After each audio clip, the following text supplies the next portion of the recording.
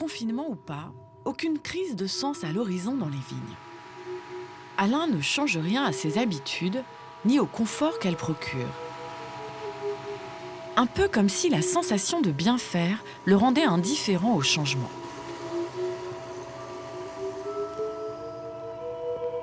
Le produit qui était interdit. Quoi, le glyphosate? Le glyphosate. Malgré ce qu'on en dise, c'est pas si dangereux que ça. Et n'importe quel herbicide, n'importe quel fongicide, de toute façon, n'importe quel produit, là, c'est fait pour tuer, c'est différent. Mais si vous en mettez très peu, ça vous fait rien. Si vous en mettez trop, ça sert à rien. Il faut mettre juste la dose comme un médicament. Hein. Vous savez, dans le temps, mettez les mains dedans. Hein. On était les premiers, nous, notre génération, on ne se protégeait pas avant. Donc on le respirait, on mettait les mains dedans, dans le produit pur même. Après, nous, on traite à des doses faibles sur des sols nus. Nous, on n'a pas des plantes OGM où on traite dessus pour tuer l'herbe, avec des doses 3 fois plus importantes que ce que nous, on peut mettre. Et puis après, on vous importe les aliments, vous allez les manger. Voilà. Je n'en dirai pas plus, ça ne servira à rien. Pourtant, certains habitants aimeraient en savoir plus. Natalia vit avec sa famille à proximité des vignes. Une situation génératrice d'angoisse très vive, surtout à l'arrivée du printemps et des traitements. La première fois, c'était une odeur que j'ai perçue dans les jardins, bizarre, des chimies, quelque chose de pas bon. Donc les enfants jouent dans les jardins.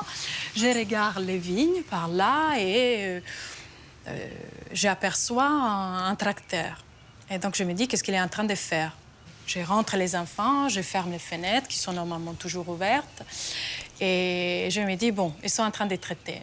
Ils ont les droits, c'est pas illégal, mais moi, je me sens en danger parce que les possibles particules qui peuvent arriver dans mon jardin et que je peux respirer, l'effet que je sens, l'odeur, ça veut dire qu'ils sont déjà arrivés à moi.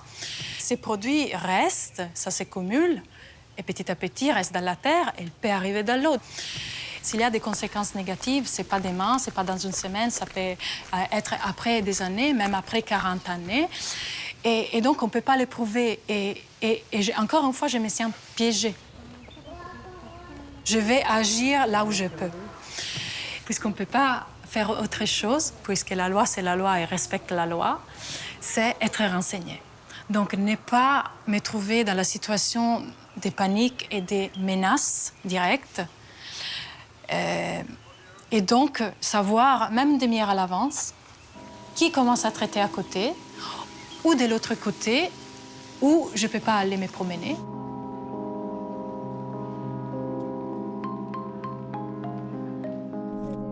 Coraline et Jocelyn sont préoccupés par des trouilles pas si lointaines. Tout leur projet de vie consiste à s'en délivrer. On a marre de manger des choses sous cellophane, voilà, qui sont plein de produits de conservateurs et autres. Voilà comment ça nous est venu. Après, on a aussi la satisfaction, quand on mange nos légumes, de dire que c'est à nous. Voilà. Parce que là, par exemple, c'est des graines de concombre à nous. Alors, qui n'ont pas germé encore, mais de toute façon, j'ai vu tout à l'heure que même celles que j'avais achetées en concombre n'ont pas germé.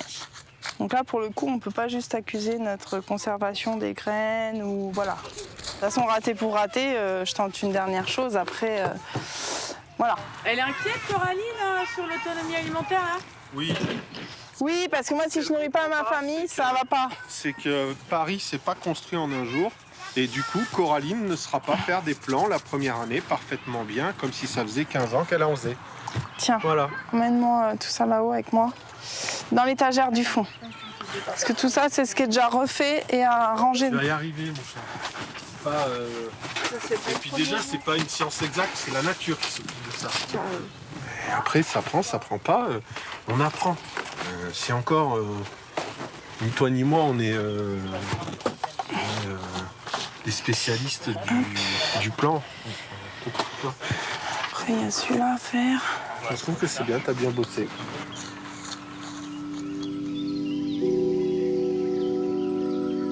Les chemins de l'action sont souvent pavés de doutes. Mais parfois, il suffit d'attendre pour récolter les fruits de son travail. Le confinement de mars a été magnifique pour le compost parce qu'il y avait tellement d'apports qu'à un moment donné, on se disait mais on ne va pas pouvoir rajouter un 4e, un 5e, un 6e bac, c'est pas possible. Et d'avoir un composteur en ville, un centre-ville dense, c'est certain que ça répond à une attente.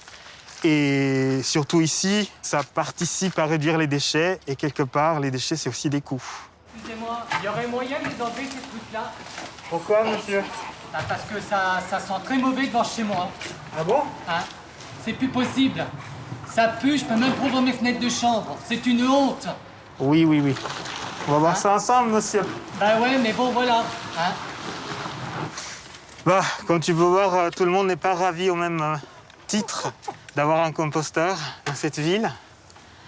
Et effectivement, ceux qui ont la vue sur le compost, ils ont même des hallucinations olfactives parfois. Il y a des moments dans l'année où ça peut sentir un peu fort. Et vous êtes très exposé parce que vous habitez vraiment en face. Justement, et donc, je me rends compte que c'est nuisance. tous les jours que ça sent, tous les jours. Bon? Donc c'est désagréable, même pas ouvrir le soir, ouvrir mes fenêtres de chambre, que ça soit l'été. C'est pas possible. Effectivement, du moment où ça commence à sentir mauvais, ça veut dire qu'il y a beaucoup d'apports d'un coup. Et donc, ce qu'il faut faire, c'est rajouter de la matière sèche, brasser un peu, et ça part dans des 10 minutes qui suivent. Mais j'y passe 1 fois, 2 fois par semaine, c'est peut-être pas assez. Oui. Du moment où ça sent fort, vous m'appelez. Moi, j'habite là. Ça ne me coûte rien de venir donner un petit coup de fourche. Comme ça, voilà, si on apaise un peu. C'est vrai que l'été, c'est désagréable. Ah bah, je comprends. Moi, je suis trop loin pour me rendre compte. Je peux vous donner mon numéro? Comme ça, vous m'appelez. Je vais chercher mon téléphone. Très bien. Ça marche à tous les coups. Quoi? De donner le numéro de téléphone, après, il ne s'appelle jamais. En tout cas, moi, je trouvais pas que ça sentait fort. Voilà. Savoir faire le tri entre le réel et le ressenti est capital pour bien canaliser ces points de crispation. Ensuite, il suffit de se rassembler pour élaborer des stratégies. Au quotidien, tous les jours, il y a des traitements où, on va dire, en tout cas, pas tous les jours, mais on va dire c'est régulier, mais on ne sait pas quand. Bref, c'est invisible, c'est latent. Donc il y a nous qui avons une peur latente, on aimerait bien être prévenus tous les jours. Et ça me semble important aussi de ce point de vue-là. Tout le monde est concerné et ce que je te disais tout à l'heure, ma promenade là, c'est beaucoup plus loin, mais c'était vers la Ferté-Loupière dans ces champs et quand tu les vois cramer jaunes alors que tout est vert autour, tu te dis mais heureusement qu'on n'a pas cueilli des coquelicots, je sais pas, il y en a pas de toute façon. Hein. Voilà, donc oui, je pense que tout le monde est concerné. Après, il faut peut-être pas que ça soit sous forme de pétition, vraiment, ça risque d'être trop offensif. Et vu que les gens n'ont pas envie de se montrer publiquement contre, en fait. Après, ça dépend comment tu le présentes. Si ça donne une valeur qui peut porter préjudice, tu vois. Non, mais justement, même les voisins, ils m'ont dit oui, la signature, j'étais là-dedans, si c'est pas contre les agriculteurs. Et ce qu'on demande, c'est pas contre les agriculteurs. Bah, il faut le préciser. C'est transparence. Et du coup, première chose, pour toi, c'est un débat public avec les agriculteurs ou d'abord se rencontrer mairie et agriculteurs? Pour moi, je crois que la mairie aussi a beaucoup de choses à gagner. C'est l'image des joailliers, c'est l'image des agriculteurs. Malheureusement, l'image est importante. Les agriculteurs veulent vendre. Moi, je vais consommer local. Si je suis rassurée que les traitements sont, je sais pas, réduits, sont dans les limites, moi, je suis pas non plus dogmatique. Je suis contente d'acheter les vins qui est à 200 mètres d'ici, même s'il me pollue de Bon, en attendant, voilà qu'on entre en communication et peut-être la pousse rentre aussi dans l'oreille des agriculteurs, hein, qui voient que les gens, ils s'en foutent pas totalement. Donc, il faut changer, il faut rien que sentir cette inquiétude et donc arrêter de répondre ça fait rien, ça fait pas du mal, parce qu'on n'y croit pas.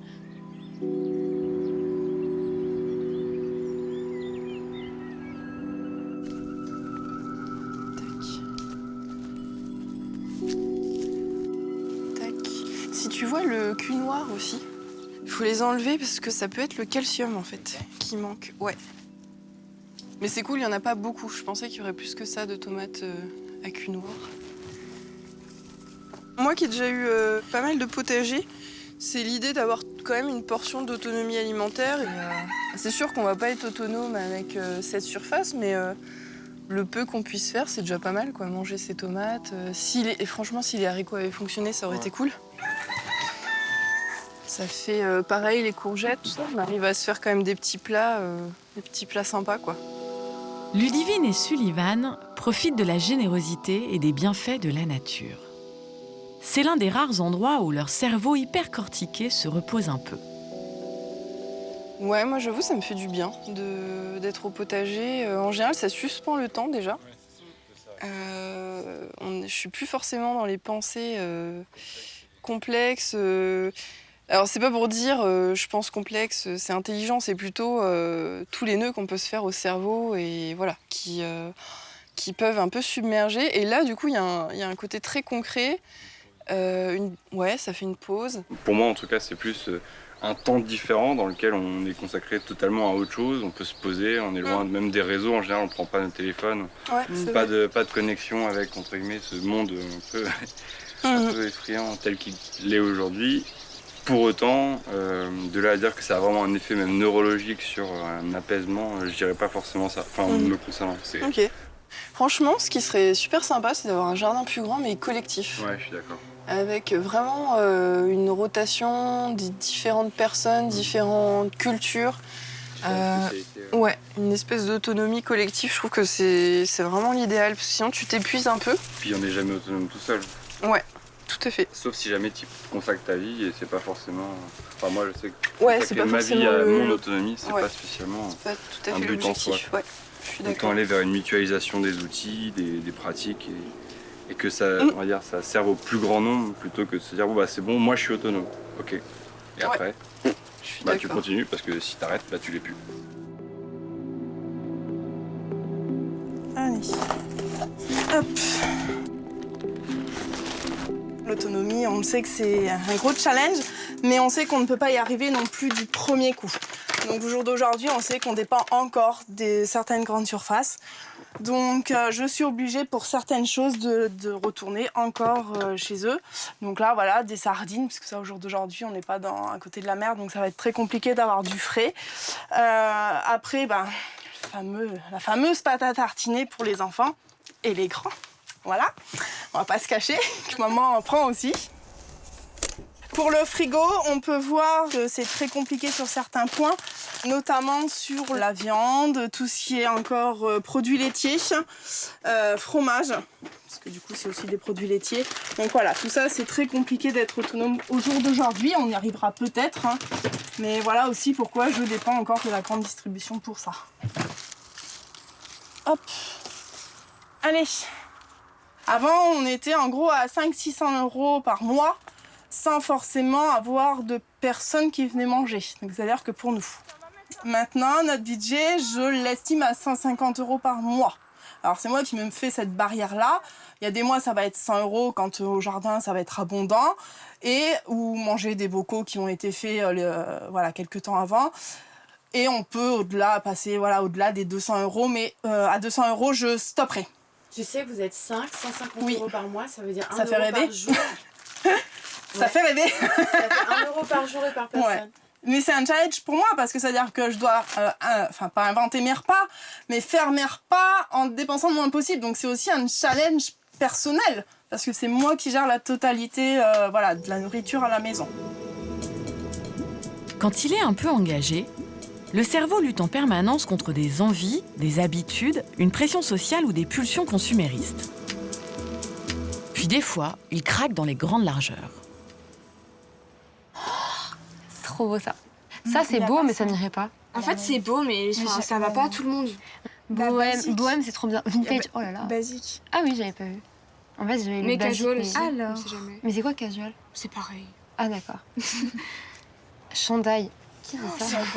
Bah un pull quoi mais genre au Québec. Ça. Tu vois ça ouvert sur le côté. Oh ça c'est trop. Il est magnifique. Attends tu peux. Il est trop beau. Oh c'est lui. C'est magnifique. Regarde. On dit merci Jade. S ou M? Combien? 5 €. Waouh! T'aimes pas? J'adore. Ah oui, d'accord. Ah, j'allais dire. Moi, j'adore. Ça, je sais que quand je serai indépendante et que je n'aurai plus 13 ans, j'achèterai ça. Oui. Ça, quand je vois la ceinture qui va avec. Et moi, chaussures, j'ai 2 paires de baskets, une paire de sandales et puis basta. Hein. Chaussures, pour le coup, je m'en fiche vraiment. Enfin, je sais pas, on regarde pas les pieds des gens. Enfin. Donc, quels sont les avantages d'acheter sur Internet? Bah, c'est pas cher. Il y a plein de trucs. Et alors, qu'est-ce que vous pensez de l'impact environnemental de ça? Bah, c'est ça. C'est comme le voyage, en fait. Ouais. C'est coquin, c'est un plaisir coquin. C'est genre. Coquin. Je sais pas, ouais, bah ça va, hein. C'est un plaisir coupable. C'est tellement pas cher, 80... en fait. Attends. Je sais qu'en magasin, le même t-shirt là que je suis en train d'acheter, je vais le retrouver à 12 €. C'est alors que bien, là, il c'est 5 taille bien. Oui, je me dis qu'aussi en magasin, ça vient pas de France non plus, forcément. Que les stocks viennent aussi de là-bas, c'est juste que eux, c'est dans un magasin, alors que là, ça vient directement chez moi. J'essaye de me rassurer en me disant ça, mais je sais très bien que beau, hein. Et elle, mon empreinte carbone est... Fou. Toi, ça lui fait pas du bien. Ah, prendre une taille de temps en temps, au-dessus je pense pour que les c'est trous quand même soient bien. plus grands. Moi, je dirais M. Personnellement, je prendrais du M. Bah, je prends M, ouais, vas-y. T'es trop influençable, Augustine. Non, je rigole. Il passe pas. C'est cet angle-là, en fait, qui passe pas. Vas-y, lâche-la, n'est pas Passe pas. Pas ça. Allez, tac, tac. Attention, on penche un peu.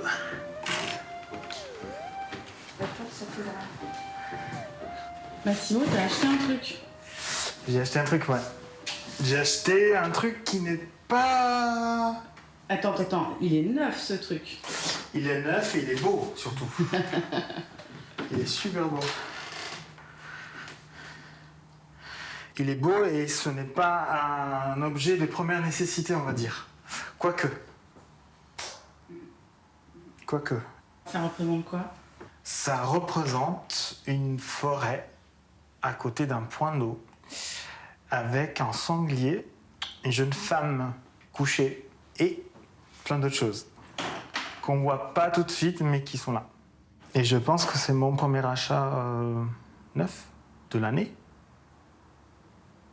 Ah, il y a eu les caleçons. Ah, mais tes caleçons, ils vont partir. Celui-là, non. Dans tes caleçons, tu laisses pas aller tes pensées. Dans une toile, si. Tout à fait, ce n'est pas du tout le même genre de besoin primaire, on va dire. Ce n'est pas un objet, en fait. Non, ça n'a rien à voir.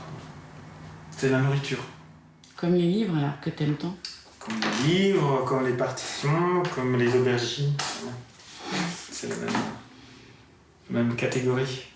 Ça nourrit autre chose que l'esprit, en fait. Aussi. C'est plus profond.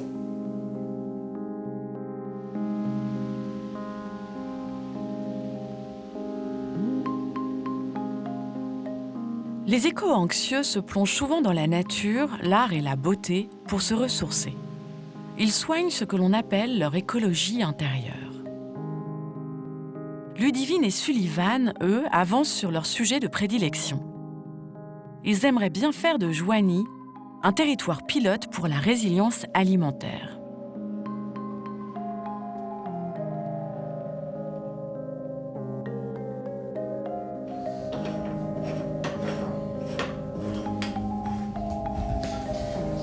Est-ce qu'on peut être en autonomie alimentaire ici? Il y a des outils qui ont été créés qui permettent de calculer en fonction de la surface agricole exploitée le nombre d'habitants qu'on peut techniquement nourrir. Alors du coup, ça s'appelle parcelle. Ouais, on regarde.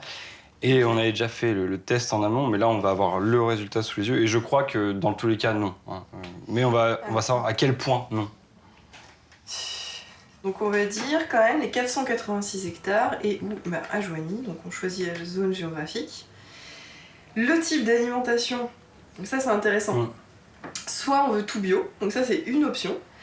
Et en termes de part de produits animaux, en fait, soit on reste sur le régime actuel, soit on baisse de 25%, voire de 50% les produits animaux. Donc ça joue pas mal dans la balance. Donc ce qu'on pourrait faire, moi je pense qu'on peut faire un peu les extrêmes. Les extrêmes, ouais. Tout bio, et puis d'un coup tout le monde prend conscience de la souffrance animale, etc. Et puis même de l'impact environnemental. Donc on essaye tout bio et réduction de 50% des produits animaux. Alors avec 486 hectares, je peux nourrir donc... 1500 personnes. 1500 personnes Pardon. Voilà. Donc même pas 2 habitants sur 10. Ouais. Donc, il faudrait forcément trouver un approvisionnement alimentaire pour les autres. Donc, le changement de modèle, il est difficile vraiment, que ce soit en théorie et en pratique. Et du coup, quand tu es tout en bout de chaîne et que tu te dis j'ai 487 hectares et 10 000 habitants à nourrir, tu te rends compte que tes solutions, elles sont pas nombreuses. On a peut-être réussi à dissocier une forme d'affect de ça. C'est plus de l'ordre de la réflexion aujourd'hui. Mais combien de fois, moi je me dis, mais déjà, pour qui je le fais ? Franchement, je suis désolée, hein. Mais il y a des jours où je suis portée vraiment par le collectif et par l'idée d'humanité et de on est tous dans le même bateau.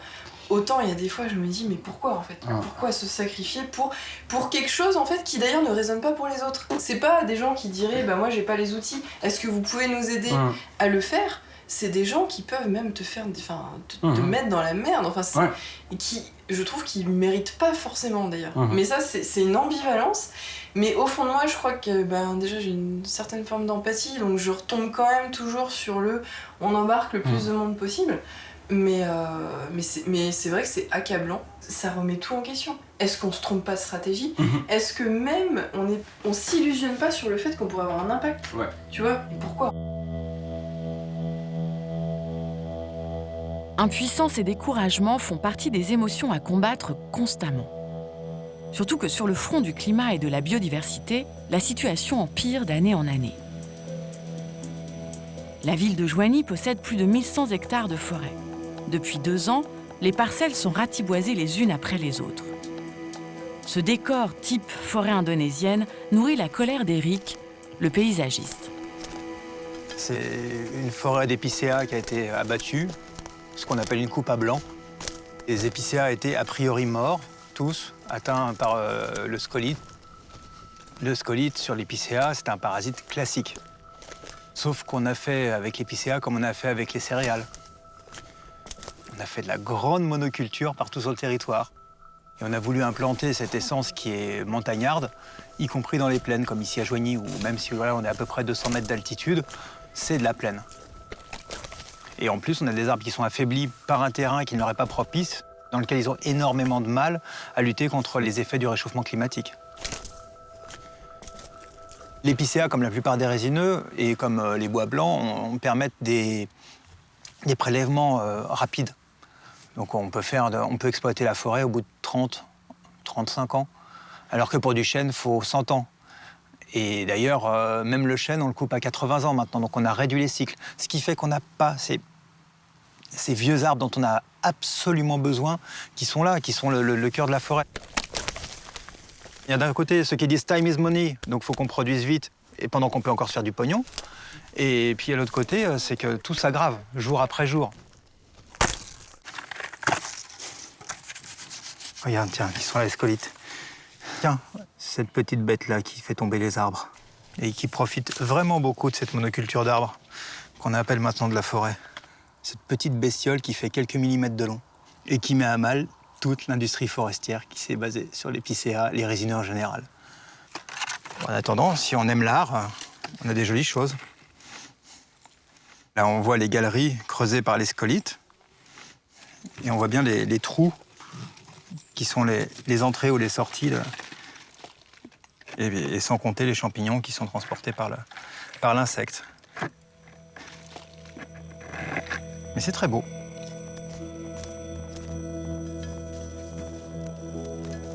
J'ai jamais vu autant d'arbres mourir été après été. C'est complètement délirant. Ça me fait mal. Parce qu'en détruisant un écosystème local, le temps qu'un nouveau se reconstitue, qu'il soit fonctionnel, une forêt, ça met un certain temps à apparaître. Ça va pas être terrible, quoi. Donc ça te fait quoi, tout ça? Tristesse et colère, point. Tristesse, colère. Ça me donne envie de ruer dans les brancards encore plus que je le fais. Il nous reste quoi comme arme? Nous, notre corps, c'est-à-dire faire une grève de la faim.